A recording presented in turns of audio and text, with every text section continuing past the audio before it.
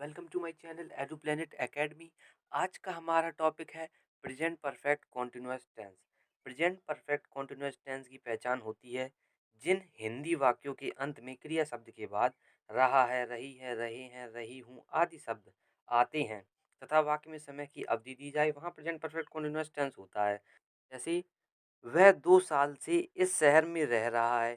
यहाँ पे वाक्य के अंत में रहा है, रही है आया है और वाक्य में समय की अवधि भी दी गई है। 2 साल से रह रहा है, वह 2 घंटे से पढ़ रहा है, वे सुबह से खेल रहे हैं। इस टेंस की हेल्पिंग वर्ब होती है हैज़ बीन और हैव बीन। एक वचनकर्ता के साथ हैज़ बीन का प्रयोग होता है, बहुवचनकर्ता के साथ हैव बीन का प्रयोग होता है। वाक्य बनाते समय मेन वर्ब की फर्स्ट फॉर्म में आईएनजी का प्रयोग करते हैं। निश्चित समय होने पर सिंस तथा अनिश्चित समय होने पर फॉर का प्रयोग होता है। अब बारी आती है अफर्मेटिव सेंटेंस की। अफर्मेटिव सेंटेंस का रूल होता है subject plus has been have या have been plus main verb की फर्स्ट फॉर्म में ING plus object plus ETC plus since या फॉर प्लस टाइम। सिंस का प्रयोग सिंस का प्रयोग कहाँ कहाँ होता है? सिंस का प्रयोग वहाँ वहाँ होता है जहाँ पर दिन, तारीख, घंटे, महीने का नाम दिया जाए। जैसे वह सोमवार से खेल रहा है, यहाँ पे सोमवार दिन का नाम आया है तो यहाँ पे सिंस का प्रयोग होगा। तारीख दी जाए सिंस का प्रयोग होगा, घंटे दिए जाए सिंस का प्रयोग होगा।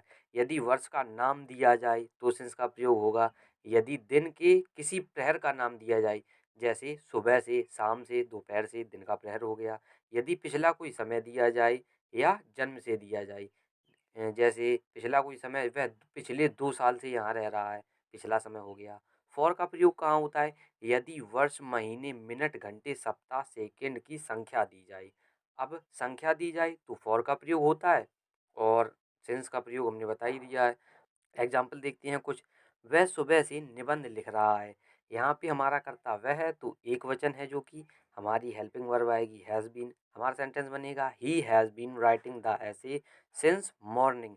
यहाँ पे प्रहर दिया गया है, दिन का प्रहर दिया गया है, इसीलिए हमने सिंस लगाया है। वह 2 घंटे से मैच खेल रहा है, he has been playing the match for 2 hours. वह 2 दिन से इस मकान में रह रहा है, he has been living in this house for 2 days. यहाँ पे दिन संख्या दी गई है इसीलिए फॉर का प्रयोग हुआ है। वे 4 दिन से इस तालाब में स्नान कर रहे हैं, they have been bathing in this pond for 4 days.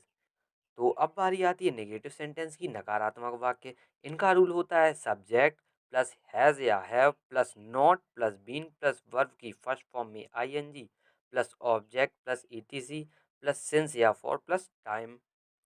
Example देखते हैं कुछ, जैसे वह 3 बजे से अपना पाठ याद नहीं कर रहा है, he has not been learning his lesson since 3 o'clock। सुबह से वर्षा नहीं हो रही है, it has not been raining since morning. वे 1 घंटे से मैदान में नहीं खेल रहे हैं, they have not been playing in the field for an hour. वह सुबह से निबंध नहीं लिख रहा है, he has not been writing the essay since morning. तो अब बारी आती है इंटेरोगेटिव सेंटेंस की।